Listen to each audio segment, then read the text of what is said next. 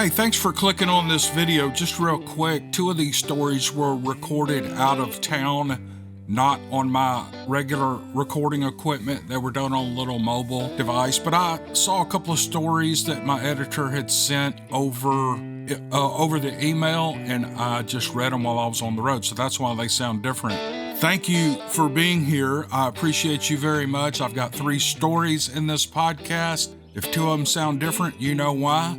All right, here we go. In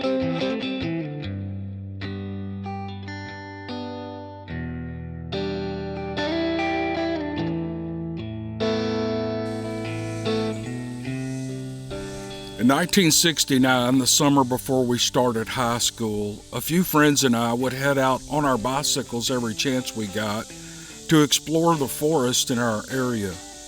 We lived in Castle Rock.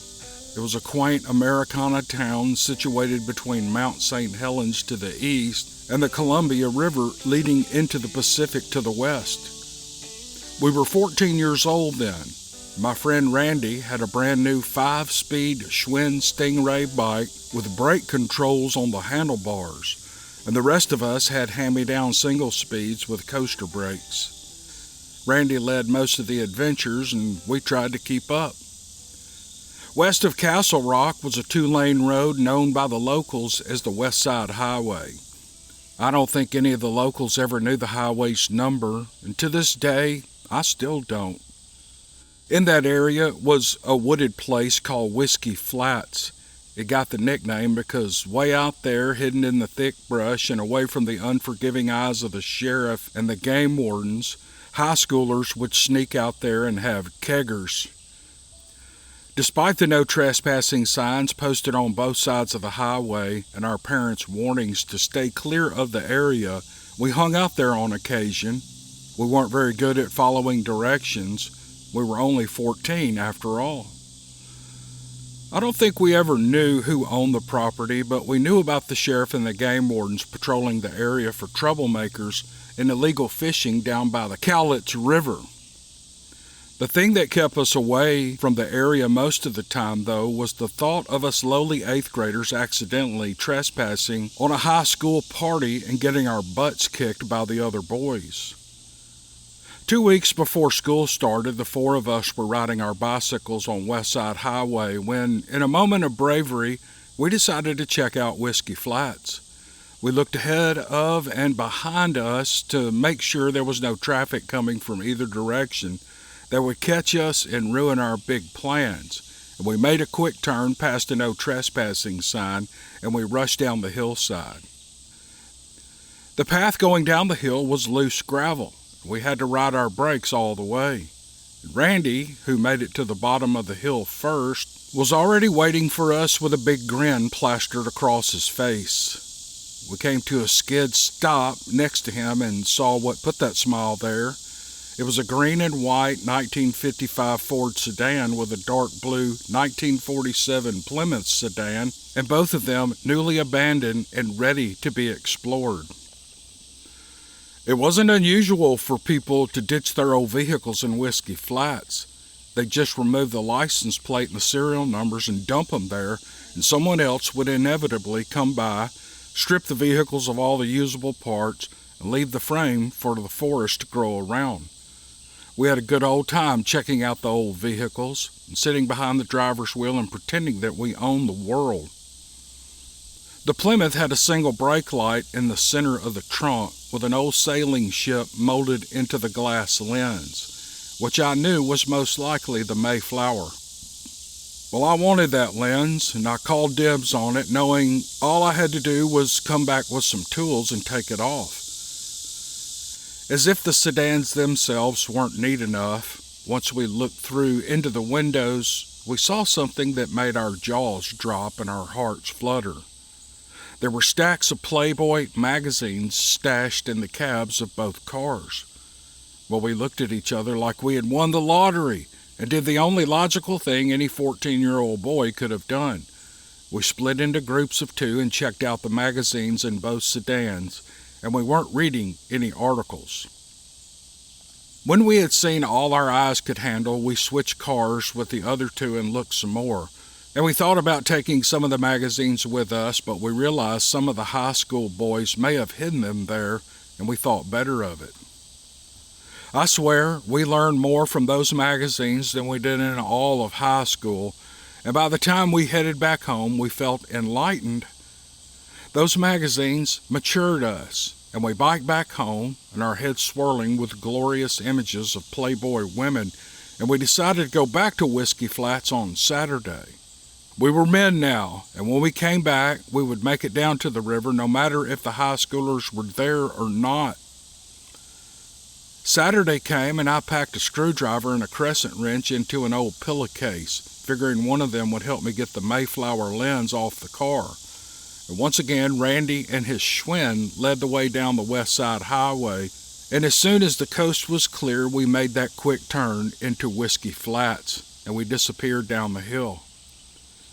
Randy was yet again waiting at the bottom for the rest of us, who had to coast cautiously down the loose gravel. He was wearing a big expression again, but this time he wasn't smiling. We skidded to a stop next to him and asked what was going on, but he was too scared to speak. And instead, he pointed with a shaking hand toward the Plymouth. Maybe part of me hoped it was some of the high school boys having their look at the Playboy treasure trove. Maybe his terrified look was normal for a 14-year-old boy about to be knocked around by older kids. But when we turned our heads to see what he was pointing at, it took us a good minute to wrap our heads around what we were seeing. It was definitely not high schoolers, and it was about the furthest thing from a Playboy bunny there could possibly be. A female Bigfoot with a hairless face and breast had gotten stuck in the door of the Plymouth. She was at least 6 feet tall, and her head jutted out of her torso. The brown hair under her arms was so long that it looked like the fringe on a motorcycle jacket, and as she tried to free her hair from the door latch, she saw us. I felt the hairs on the back of my neck stand straight up, and the smart thing to do at that time was to run, but fear had cemented our legs in place, and the four of us just stood there frozen in shock and stared at this creature. She didn't appreciate having an audience, and she let us know, and she let out a blood-curdling scream that sounded like a woman being brutally attacked. It rang through our ears like hell's bells, and it shook us to our core, and being a mature men that we had become, we all wet our pants. It was only a matter of time before she would break free from the latch, and by the looks of the door, which she had started to bash and dent up like a soda can, time was not on our side. We turned heel and got out of there as fast as we could, and we ran our bikes up that gravel hill, and when we got to the road, we pedaled down West Side Highway faster than any kid ever had in the history of that area. Back near the safety of our homes, we agreed to never talk about what we had seen. No one would believe us anyway, and if our parents found out that we had been hanging around Whiskey Flats, we would only get into more trouble. And when I made it home, I threw my pants in the wash, relieved to see that my mother was still in town grocery shopping, and relieved I didn't have to explain myself. Now, many years have passed since that day, and I've long since moved out of the area. Recently, though, I drove past the old Whiskey Flats, and it's completely gone now. No downhill to the river and no downhill to the old abandoned cars. It was all filled with dredge spoils from Mount St. Helens eruption, and it's level with the West Side Highway now, and houses are built all over it. It would nearly be impossible for a Bigfoot to hide out in that area now. I knew that, but as I drove by, I heard that blood-curdling scream echo through my head, and I felt my hair stand up again. What would have been a pleasant drive down memory lane was suddenly tainted by a life-changing memory that only seemed to worsen the older I got. Well, I sped up and got out of there, trying to put as much distance between me and that memory as I could, all the while remembering the feeling of pedaling my bike so fast that I thought I might fly. And that's when it occurred to me. It wasn't the Playboys that stole away my childhood and made us men that day. It was a terrifying realization that some monsters are real. Back in the 1990s, my buddy and I headed to Paint Creek Lake in southern Ohio. That's where I'm from. We decided to walk off trail to go fishing in a honey hole I knew about where nobody else goes. Usually we would get there by boat, but this time we were walking. And we walked through a heavily forested area with only a lantern to light our way. We made it through the brush along the shoreline, and when we had gotten as far as we could go, we heard some deadfall snapping behind us. And we were in the forest after all, but the normal sounds of wildlife and nature quickly turned into an explosion of noise as something massive beat and battered the trees and earth in the shadows behind us. I couldn't help myself. I found a rock and I threw it at the noise. Everything went abruptly quiet. My friend and I shrugged at each other and got back to fishing, but a few minutes later, that same rock came flying past my head. Well, I turned around to see who had done it, but everything had gone completely quiet again, and the little light from our lantern had no chance of penetrating darkness blanketing the trees. Well, we stood there dumbfounded, trying to figure out what it could possibly be. We were hardly comforted knowing there was a slim chance it had been a human, since the area around Paint Creek Lake is completely forested with very few homes. Standing there in the darkness and knowing something was out there watching us, so we decided to end our fishing trip early. A month later, my dad and I were fishing out on his pontoon boat at the same spot. It was early in the morning, around 3 or 4 a.m., and a thick fog clung to the lake and the fish had finally stopped biting. We decided to head home. The front of our boat was tied to a fallen tree that was half in the water and half on the shore, and the back of the boat was anchored.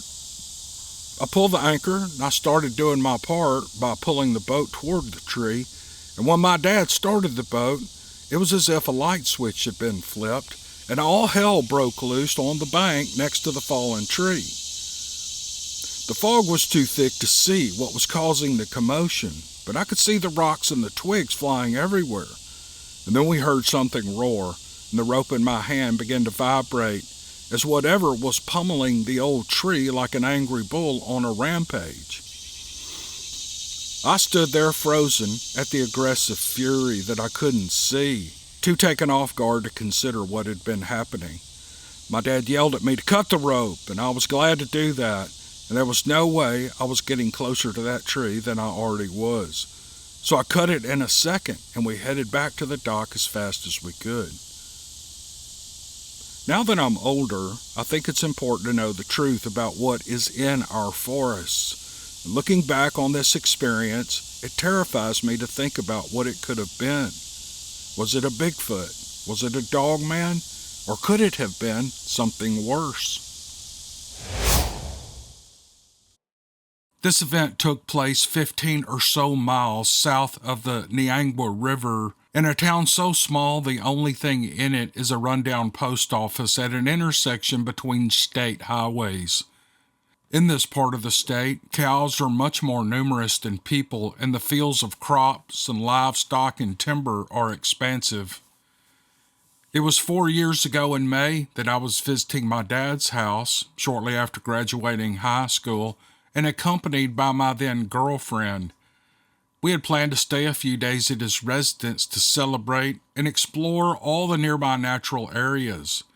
At the time, he had 15 or so acres of woods that bordered the backyard and the shop near the house that the boys and I would walk through to get to the fence line of our neighbor's cow pasture to look at the stars some nights. Between the line of woods in the backyard and the fence was a small pond that was home to many frogs that sang throughout the night, and straight back behind the shop, about 40 yards, was a pile of debris from a tornado some years ago that swept through that area and was bulldozed to that location. This same pile was used by my dad as a trash pile, and it doubled as a mountain of beer cans, as he was a heavy drinker at the time. Well, we lived along the U.S. highway close enough that certain semis passed, and would rattle the windows, but far away enough that it was the only vehicle you could hear with the windows closed. Well, after my dad went to sleep, my brothers and I went about trying to get as much wood as we could before the sun had totally set, and between the 5 of us, we managed a pretty sizable stack that would keep an immense fire blazing throughout the night, and blaze it did. I pulled my car up on the side opposite of where my girlfriend and I were sitting in a kayak on the ground and played old rock tunes from it.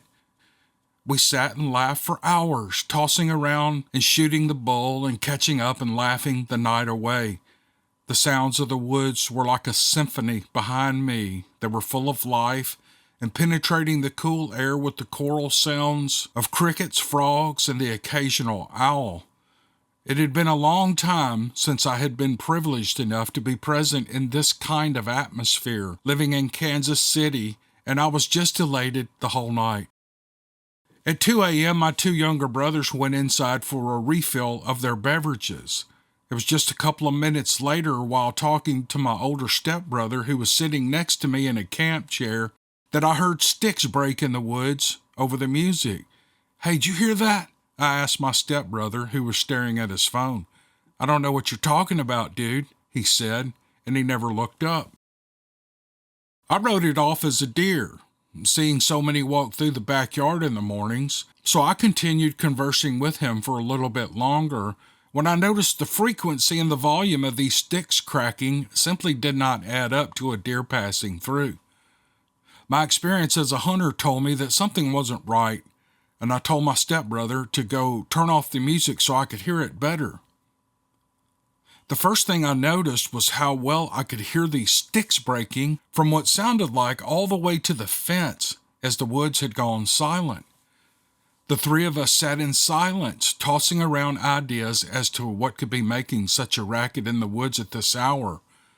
Bears had been known to come through the area, and sitting with my back to the woods, I suddenly became uncomfortable at that thought. But boy, do I wish I could have seen a bear, as I was not prepared for what came next. It dawned on me that the sounds were getting closer, close enough that I could hear individual footfalls on the leaves and the sticks on the ground, and I froze when it registered that these steps were being taken on 2 feet. I tried not to get ahead of myself. After all, I had 2 younger, mischievous brothers that had just gone inside. "Nate and Joe, what the hell are y'all doing out there? Quit messing around," I called out to the woods behind me. I shot a grin at Michael, who had finally looked up from his phone, listening to the sounds with concern on his face. I got no answer from Joe and Nate, so I called out again, wondering if someone was trespassing on our property. "Whoever you are, you need to announce yourself. I'm warning you." And I remember the AK-47 that had been used for target practice that day was just inside the shop, and then the rustling paused. It was met with silence, and I thought that maybe they acknowledged my words, but then the walking continued, except it was now coming in our direction. My older brother and I exchanged glances of worry when my 2 younger brothers came walking around the corner of the house with drinks in their hands. "Y'all better quit before Dad wakes up. What's going on out here?" And when I saw them and realized that whatever was walking toward us was not familiar, the potential danger of the situation was starting to set in. Who the hell was walking in the woods, between properties, at 2 a.m.? Well, my girlfriend, who was sitting right in front of me, who had been quiet this entire time, asked, "What are we going to do? Just sit here?" Well, I didn't have an answer, and I was the only person capable of operating a firearm in the group. Intense anxiety gripped me, and I thought of what it meant to possibly pull the trigger on somebody. I must have sat there for a good minute, and I was petrified, thoughts racing through my mind, when it became apparent that the footsteps were closing in. Whoever this was making deliberate steps with the full intention of walking right up on us, and I swear to you, it must have only been 10 yards or less away when I stood up out of the kayak and I shouted as loud as I could, "Hello, who goes there?" The footsteps stopped dead, just out of view from the light of the campfire. The tension in the air was thick, and so was the silence, only ever broken by the crackle of the fire. We all sat there anticipating their next move. We were paralyzed. Just then they retreated toward the left of our viewing area. What the hell, I thought, and we all looked at each other in disbelief, and we listened to the footfalls go back and forth between our 10 o'clock and our 2 o'clock. It seemed whoever this was decided they were going to stay just outside of our field of view, but just close enough to observe our group. I could see the look of astonishment creep across the faces of my siblings, except my younger brother Nate. Nate, he was brave, and he grabbed sticks and rocks and whatever he could find laying on the ground, and he started chucking them into the woods, shouting at the bastard. I think his intentions were to taunt the guy into coming out, or at the very least, this was his attempt to run them off. But his actions, nor our knowledge of the figure's presence, dissuaded them from running away. It simply moved from left to right, dodging the items that were being thrown. It was at this pivotal moment that I was wrestling with the thought of getting the gun and firing warning shots when I realized that if this lunatic was armed, they would have already done what they had intended to do. So I told my brother to stop, let him get close.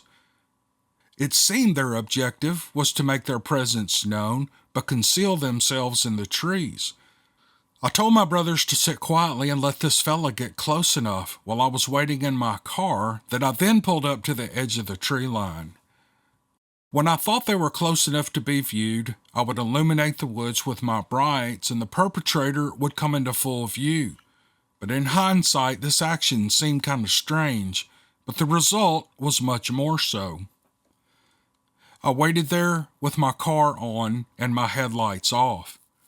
I could hear this person getting closer and closer, and it occurred to me that the sight of an operated vehicle near the woods would have been enough reason to flee in fear of possibly getting run over, and yet here they were, meandering ever nearer to the edge. I heard the rustle of the leaves right in front of the car, some feet away, when I decided to light up their world, and I shouted profanities as I flipped the switch. And this is the moment that I would never forget. As it would turn out, I wasn't close enough to see the damn thing. Thing is what it was, because when the lights came on, I only saw the movement of a single branch in the trees where it had just been, accompanied by what sounded like a freaking car driving through the woods as this thing crashed through them, running away from me. Judging by how loud the snapping was, this monster had to have been a few 100 pounds on me, and my blood ran cold. My comprehension of what I thought lived in the woods was immediately defied, and when the trees were once again quiet, I turned to the rest of the group, who also had their jaws hanging open. My two younger brothers were the first to break the silence, announcing their departure indoors, and they wished us a good night, and they hurried inside. Having no idea what to even think or feel, my older stepbrother and my girlfriend and I sat there trying to wrap our minds around what took place here, but we stayed out there, unsure of what to do next, when I heard it come back. This time it stayed further out in the woods, but it didn't try to conceal its movements, and my mind raced as daunting thoughts of revenge made me fearful of my life, and my girlfriend certainly ran inside for hers, and then the most unnerving thing happened. The creature walked out from our 10 o'clock all the way to the trash pile, which was to our 4 o'clock, and it stayed concealed by the woods the entire trek there. And I heard it walking on top of all the beer cans, seemingly jumping up and down and throwing or kicking cans around. Well, the size and weight of this thing was fully illustrated by the crunch of the aluminum beneath its feet. Neither of us could tell what it was doing or why, but we got the hell out of there. And when we went inside, we found that our brothers had woken up our father to tell him what had happened. And by then, it was just past 3, and I thought my dad was going to be really hacked off. But he wasn't. He seemed somewhat concerned, but more bewildered than anything. He knew exactly what it was, having had his own experiences in the state of Washington, but he seemed astounded that such a thing would happen here in Missouri. He inquired about the event for a few minutes, and then he shrugged it off, and then he went back to bed. I couldn't believe what I had just heard. 4 a.m. rolled around, and we were all getting tired, and I crawled into my makeshift bed on the floor, and I was almost asleep when it struck me that my phone was lying on top of the roof of my car. Well, I was gripped by fear at the thought of even going out there, but with the rain in the forecast and the thin wallet, I surely wasn't going to let that happen. So I stepped through the front door and I made my way around the corner. The fire had gone out, and the only thing illuminating the night was a single light on the shop that was on the side closest to my car, thankfully. And as I walked across the yard, I noticed that the woods were still, and I had the distinct feeling that I was being watched. I grabbed my phone from the top of the car and made a quick work of getting back in the house, looking behind my shoulder every so often at the dark and the silent abyss of trees until I rounded the corner and I got inside the house. The next morning, my older brother and I were up before everyone else, and we decided to go out back and do some investigating. We carried the rifle with us, and I told him to stay put, and I wanted him to listen to me jump on the pile of cans to try and guess the weight of the creature. And when I arrived at the pile, I was amazed and frightened by the amount of beer cans and trash that had been strewn about the general area. When I came back, he told me that whatever had been on that pile the night before must have been at least 3 times my size. At that point in time, I was 5'11", 165 pounds. And I was not courageous enough to look for prints, realizing that even a full clip might not protect me from a creature of that size, and we left it at that. My love for the woods has not wavered, and I'm an avid outdoorsman, but this event has cemented itself into my mind, and my view of the natural world has changed. And since this event, I do not enter the woods at night anymore, and during the day, I'm very attentive to my surroundings. I have seen strange structures and smelled unexplained things since then, but those experiences are just conjecture. This, however, is significant for a couple of reasons. Whatever this creature is, was walking on 2 feet and objectively bigger than a human, and most importantly, aware of its utility and deliberately making its presence known to us, yet staying just out of sight. What gets me about this experience compared to the others that I've heard is that I did not smell anything, and it seemed genuinely curious about us, not at all wanting to be seen. It wasn't deterred by our advances, and it even came back after a crude attempt to see it. Also, in hindsight, it might have gone to the trash pile for food, but the sounds it made while doing so were very unusual. And I swear to you, it was jumping around like it was deliberately making noise, and the prospect of something being intelligent and bold enough to do such a thing is terrifying to me. Now, I have only told very few people about what happened that night because it is so surreal and outlandish, and I'm pretty sure no one would believe me. And that's the end of his email, and that was, I just can't believe what a good writer this guy. What a great story. I'm not going to say anything else and ruin it. You heard it. You know the story. You make your own judgments about it. But I thought it was great, and I appreciate the man sending it. Thank you. Okay, I was going to do another story, but I got dogs walking around. They want to go outside, and I'm tired of letting them in and out, in and out, in and out. I've been doing that for 2 hours while I recorded this audio. Betsy, why do you keep going out and in and out, girl? Can y'all hear her clicking over here? She thinks I'm mad at her. I'm not mad at her. I kind of am, but I'm loving on her right now. Anyway, thank you for joining me on this podcast. I appreciate it. Hey, maybe you could hit the thumbs up on this video if you liked it. Just a little button right there below your screen with a little thumbs up. Click that. It helps me get recommended to other viewers. Other than that, we'll see you guys on the next one. Thanks.